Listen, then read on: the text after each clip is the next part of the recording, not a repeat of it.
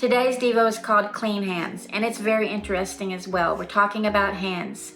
In the Old Testament, the priest had to wash their hands and feet with water whenever they entered the tent of meeting so that they wouldn't die. Can you imagine? And when they approached the altar to minister or offer a food offering to the Lord, they had to wash their hands and feet so they wouldn't die. It was an ordinance for Aaron and his descendants for generations to come. And that's from Exodus 30. And the priests in the Old Testament were always required to wash their hands before ministering to God so they wouldn't die. Yikes. I read one place that this practice was to teach them purity and to teach them to dread the pollution of sin. In a place in the Psalms, the writer prays for God to give him clean hands and a pure heart. Maybe you've heard that song, "Give me clean hands and a pure heart." We've sung it for years. It's a cry for purity. And washing with water, it's a ritual in many religions. It has been for a long time.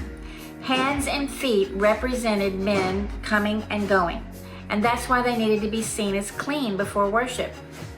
Even after Jesus came, in Mark 7 in the New Testament, the religious leaders were mad that Jesus' followers weren't following that practice of washing their hands before they ate on the Sabbath. And they accused Jesus' followers of eating with unclean hands. So it's a big deal, these clean hands. Jesus' reply to these people in the New Testament was that people honor him with their lips, but their hearts are far away.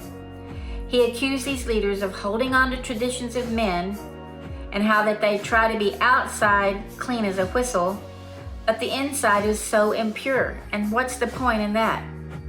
He addresses all the things that make a man impure, and none of them have to do with how clean your physical hands are. The practice of washing hands was leading up to the surrender of a sinful heart. Think about washing hands today. Maybe we've touched raw meat, or dug in the dirt in the garden, or changed a baby's diaper, or cleaned the toilet. We use our hands to do the dirtiest of jobs, and we don't even question washing them. It's a given. We wouldn't think of serving our kids dinner with these contaminations on our hands, and that was the lesson or the practice way back then. But now it's more our hearts. They too get dirty in a given day.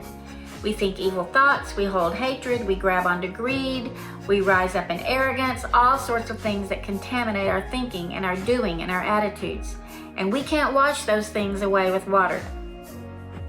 But that's the beauty of a relationship with Jesus. He cleanses our hearts, much like washing dirty hands, and presents us clean as a whistle in the presence of his Father, so that we can experience the things a clean heart does before God: peace, joy, and love without shame, guilt, or despair. These leaders in the New Testament, they didn't get it. They still held to the practice that clean hands made a clean man, and if anyone didn't follow that rule, they weren't holy.